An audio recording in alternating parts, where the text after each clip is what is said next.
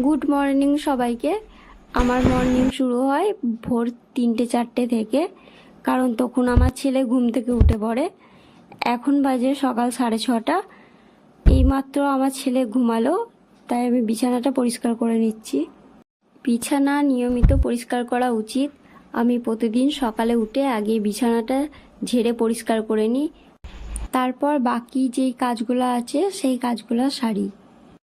বিছানার চাদরটা প্রথমেই চেঞ্জ করে নিয়েছি, তারপরে আমার ছেলেটা ঘুমিয়ে গেল, শুয়ে দিলাম। ওই সাইডে বালিশগুলো গোছ করে রেখে দিলাম। এবার চাদরটা চেঞ্জ করেছি, চাদরটা ভালো করে বিছিয়ে দিচ্ছি। ঝুলটা নামিয়ে দেবো। বিছানা মানে খাটের আর কি চাদরগুলো পাতার সময় একটু একটু বেশি ভালো লাগে দেখতে।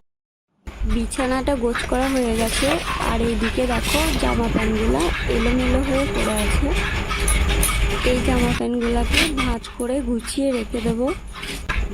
একটা একটা করে সব রেখে নিচ্ছি। জামা প্যান্টগুলো পরে ভাঁজ করব, আর শাড়িগুলোকে আগে ভাঁজ করে রেখে দেব। এই সময় ছেলেটা ঘুমিয়ে আছে, এই জামা প্যান্টগুলো আমি তাড়াতাড়ি গুছিয়ে রেখে দেব।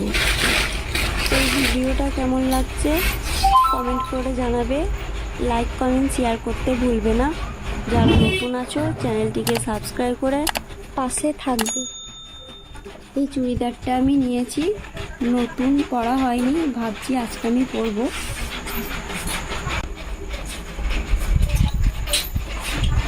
এই দেখো চুড়িদার, এটা পিঙ্ক কালার। পিঙ্ক কালারটা আমার খুব পছন্দ। এই পিঙ্ক কালারের উপরে সাদা প্রিন্ট করা আছে। চুড়িদারের সাথে এই যে হচ্ছে প্যান্ট, এই প্যান্টটা হলো পালাজু প্যান্ট। ড্রেসটা কেমন লাগছে কমেন্ট করে বলবে।